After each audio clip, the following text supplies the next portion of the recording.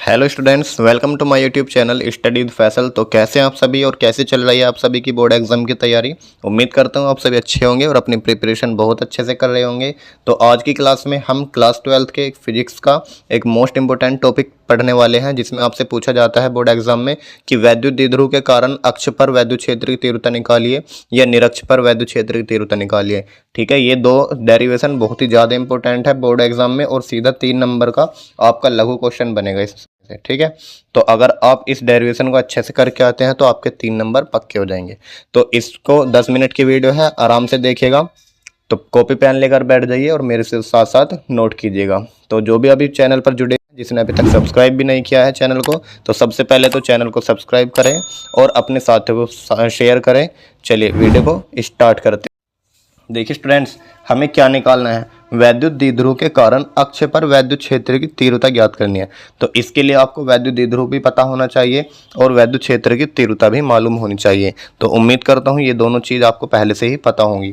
तो वैद्युत द्विध्रुव क्या होता है, एक बार मैं आपको जनरल नॉलेज बता देता हूँ कि एक वैद्युत द्विध्रुव एक ऐसा निकाय होता है जिसमें दो समान परिमाण के आवेश लेकिन विपरीत प्रकृति के हों, एक दूसरे से बहुत ही अल्पतम दूरी पर रखे हों, ऐसा निकाय वैद्युत द्विध्रुव कहलाता है। ठीक है, और वैद्युत क्षेत्र की तीव्रता क्या होती है कि धन परीक्षण आवेश पर लगने वाले बल को ही वैद्युत क्षेत्र की तीव्रता कहते हैं। अब देखिए यहाँ पर एक चित्र बनाते हैं। सबसे पहले मान लीजिए एक वैद्युत द्विध्रुव है जिस पर एक -q और एक +q चार्ज है।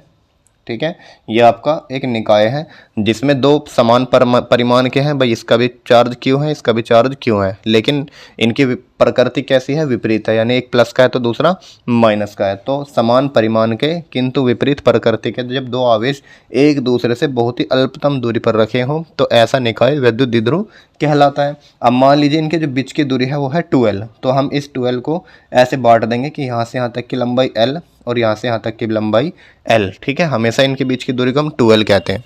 अब इसके अक्ष पर, अक्ष क्या होता है, जिस अक्ष पर ये है, जैसे ये अक्ष की दिशा में, तो इसी की दिशा में हमें एक बिंदु मानेंगे। तो इसके अक्ष पर मान लीजिए एक बिंदु P है।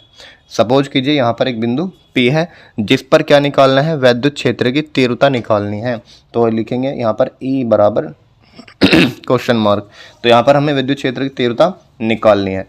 अब यहाँ से यहाँ तक की जो दूरी है, यहाँ से इस बिंदु को मान लेते हैं O।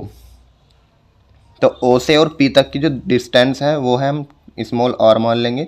और यहाँ से यहाँ तक की डिस्टेंस हो जाएगी वो। ठीक है, ये स्मॉल r कहाँ से कहाँ तक की डिस्टेंस है, इसके मध्य बिंदु से और इस P तक के बीच की दूरी। अब जो जो चित्र में मैंने बताया है सेम वही आपको लिखना है कि माना यहाँ पर एक बिंदु मान लीजिए AB। ठीक है, माना AB एक वैद्युत द्विध्रुव है, एक वैद्युत द्विध्रुव है जिसके अक्ष पर एक बिंदु P है, एक बिंदु P है जिस पर वैद्युत क्षेत्र की तीव्रता ज्ञात करनी है। तो जिस पर वैद्युत क्षेत्र की तीव्रता ज्ञात करनी है। अब सबसे पहले इस बिंदु के कारण निकालेंगे और उसके बाद इस बिंदु के कारण निकालेंगे। तो सबसे पहले लिखेंगे +q आवेश के कारण वैद्युत क्षेत्र की तीव्रता। तो लिखेंगे +q आवेश के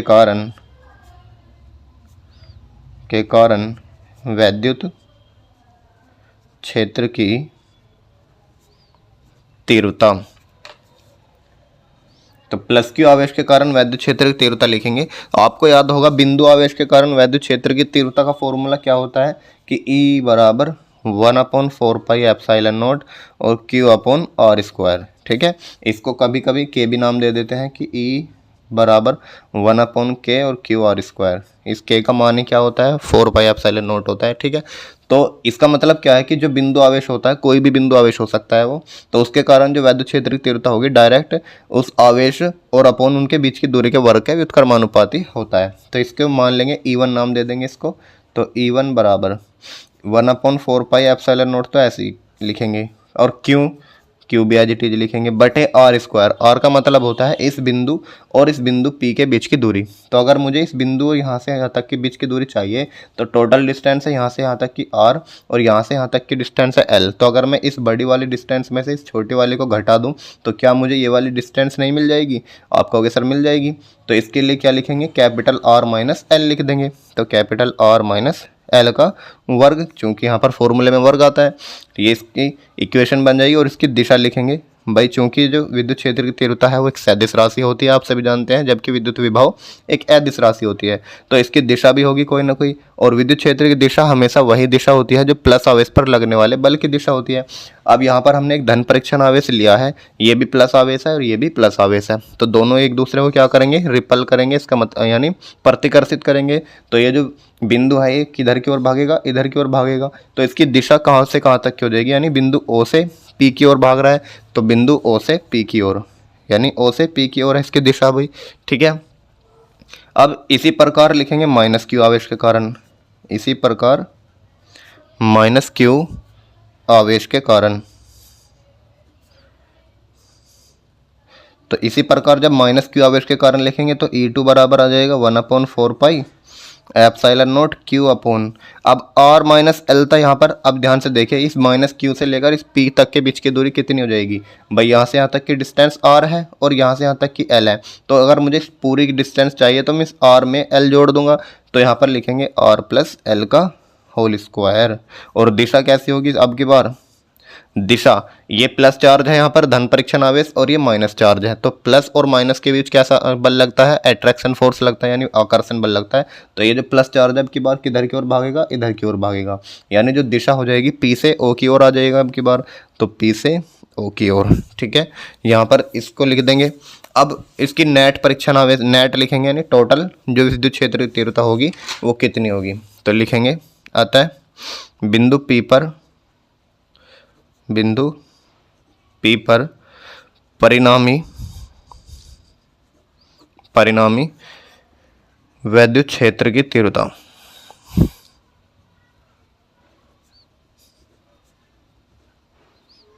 तो परिणामी विद्युत क्षेत्र की तीव्रता यानी टोटल E बराबर क्या हो जाएगा?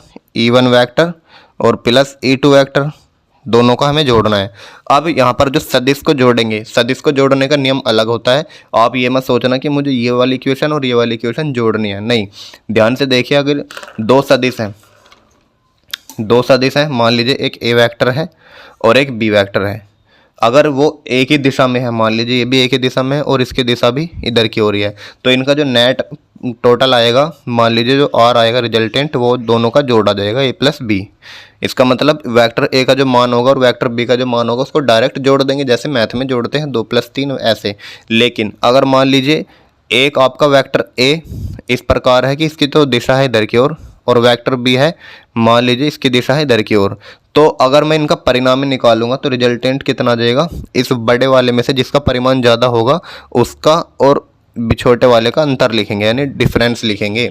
हमेशा याद रखना, जब दो सदिशों की दिशा अपोजिट होती है तो उनका जो रिजल्टेंट होता है उन दोनों को हमें आपस में घटाना होता है। लेकिन अगर मान लीजिए एक वेक्टर ऐसे होता कि ये इधर की ओर जा रहा है और दूसरा वेक्टर इधर की ओर जा रहा है, अब की बार ना तो ये एक समान दिशा में ना ही ये विपरीत दिशा में, लेकिन इनकी जो दिशाएं हैं इनके बीच कोई ना कोई कोण बनना है, ये बी वेक्टर हो जाएगा।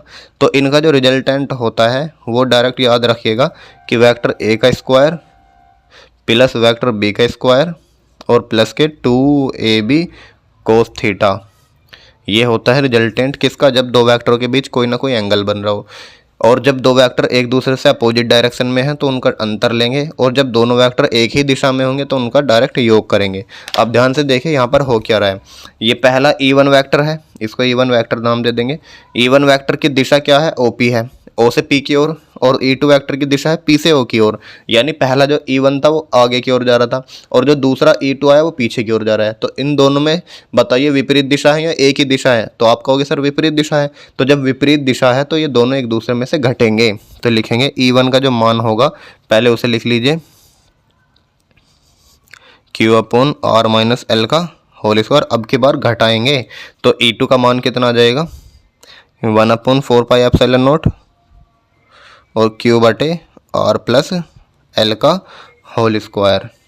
तो समझ में आ रहा है ना क्यों घटाया मैंने, क्योंकि दोनों की डायरेक्शन अपोजिट है इसलिए हमने घटाया।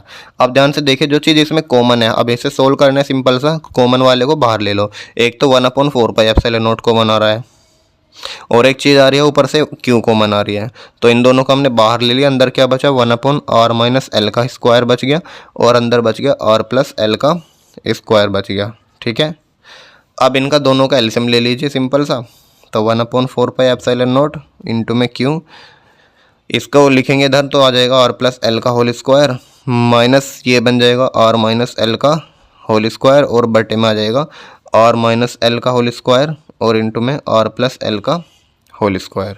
अब इसको सोल्व करेंगे तो ऊपर जो है एक फॉर्मूला बन रहा है a² - b², आपको दिख रहा होगा ना भाई, ये a है पूरा और ये b है, तो a² - b² का फॉर्मूला लगा देंगे। और नीचे अगर इस स्क्वायर को दोनों को हम होल पावर मान लें तो ये a+b और a-b करके a² - b² ये भी बन जाएगा। तो नेक्स्ट पेज पे लिखेंगे, यहाँ तक नोट करें पहले। अब देखिए यहाँ पर a² - b² खोल दीजिए तो ऊपर आ जाएगा 1/4πε0 क्यू, बट a लिखेंगे और इंटू में b लिखेंगे। भाई a² - b² है ना, तो पहले a+b लिखेंगे, सॉरी, तो a+b, इसको पूरा a मान लीजिए, a+l और प्लस के b यानी कि r-l। अब a - b करेंगे यानी कि r+l में से जब r-l घटाएंगे तो r तो माइनस का आ जाएगा और l प्लस का आ जाएगा। ये ऊपर ओपन कर दिया मैंने a² - b² का फॉर्मूला, और नीचे अगर इन दोनों की होल पावर में मान लो यहाँ पर थोड़ी देर के लिए, तो ये क्या बन जाएगा, r² और -l² बन जाएगा, है ना। तो इन टोटल को ब्रैकेट में लिख देंगे। अब इसको थोड़ा सा हल करिए, 1/4πε0 क्यू, ऊपर देखिए l से l ख़त्म और r से r ख़त्म, तो ऊपर कितने बच गए, 2r और इधर बच गए 2l और बटे में आ जाएगा r² - l² का होल स्क्वायर। अब ये 2 दूनी 4 हो जाएगा, ये 4 मत कीजिए, इसको ऐसे एक काम करिए, 2 को पहले लिखिए और 2q और l लिखिए। ठीक है, इस 2 को लिखा पहले, इस q को लिखा और इसको l लिखा और इसको r को एज इट इज लिखा और एक 2r, भाई 2 बचा और r बचा ना, और बटे में आ जाएगा r² - l² का होल स्क्वायर, यह आ जाएगा आपका e। अब ध्यान से देखिए ये क्या हो रहा है, यहाँ पर जो l² है ये बहुत छोटा मान लेंगे, किसके सापेक्ष में, r के सापेक्ष में। l क्या होता है भाई, अभी देखिए पीछे l क्या था हमारा, यानी यहाँ से यहाँ तक की जो डिस्टेंस है ये बहुत छोटा होता है, विद्युत द्विध्रुव, इसको हम नगर आंखों से देख नहीं सकते, इनके बीच की डिस्टेंस बहुत ही नैनोमीटर में आती है। और ये जो हमने बिंदु P माना है, मान लीजिए बहुत ज़्यादा दूर मान लिया कि 1 सेंटीमीटर 2 सेंटीमीटर, तो एक जो नैनोमीटर होता है वो सेंटीमीटर की अपेक्षा बहुत ही छोटा होता है, नगण्य होता है, यानी लगभग 0 के बराबर होगा ना। तो हम क्या करेंगे, r के सामने l को छोड़ देंगे, यानी अगर r 100 रुपये है और l जो है आपका 0.1 पैसा है, तो क्या किसी का अगर 100 रुपये है और किसी के पास 0.1 पैसा उधार है, तो आप 0.1 पैसा छोड़ दोगे उसके ऊपर, तो यानी कि हम लिखेंगे r के सापेक्ष l को छोड़ने पर। तो लिखो इधर, चूँकि जो आपका l है वो बहुत ही छोटा है किसके सामने, l के, तो लिखेंगे अतः l² के सापेक्ष या l² को छोड़ने पर, ठीक है। तो लिखेंगे E बराबर 1/4πε0, तो 2ql क्या होता है आप जानते हैं, विद्युत द्विध्रुव आघूर्ण का फॉर्मूला P बराबर 2ql, तो P का फॉर्मूला हो जाएगा ऊपर, इंटू में 2r एज इट इज लिखेंगे और r² l² को छोड़ दिया तो इसको बाहर लिख देंगे और स्क्वायर को स्क्वायर लिख देंगे। अब E बराबर कितना आ जाएगा, 1/4πε0 2pr हो जाएगा ऊपर और बटे में r की घात 4 हो जाएगा, एक r से r ख़त्म, तो E बराबर कितना आ जाएगा, 1/4πε0 और 2p/r की क्यूब। ये होता है किसका फॉर्मूला, विद्युत द्विध्रुव के कारण अक्ष पर वैद्युत क्षेत्र की तीव्रता का फॉर्मूला। इसको अच्छे से याद रख लीजिएगा, ठीक है। अब एक बहुविकल्प सवाल आता है डायरेक्ट कि विद्युत द्विध्रुव के जो कारण विद्युत क्षेत्र की तीव्रता है वो r पर किस प्रकार निर्भर करती है। तो यहाँ से देखिए ये तो कांस्टेंट वैल्यू है, ठीक है, और ये 2p क्या हो जाएगा, कांस्टेंट हो जाएगा, तो ई जो डायरेक्ट प्रोपोर्शनल करेगी वो 1/r की क्यूब करती है। ठीक है, तो ये बहुविकल्प में पूछा जाता है बच्चों से कि जो ई होता है वैद्युत क्षेत्र की तीव्रता वो विद्युत द्विध्रुव में आर पर किस प्रकार से प्रोपोर्शनल होती है।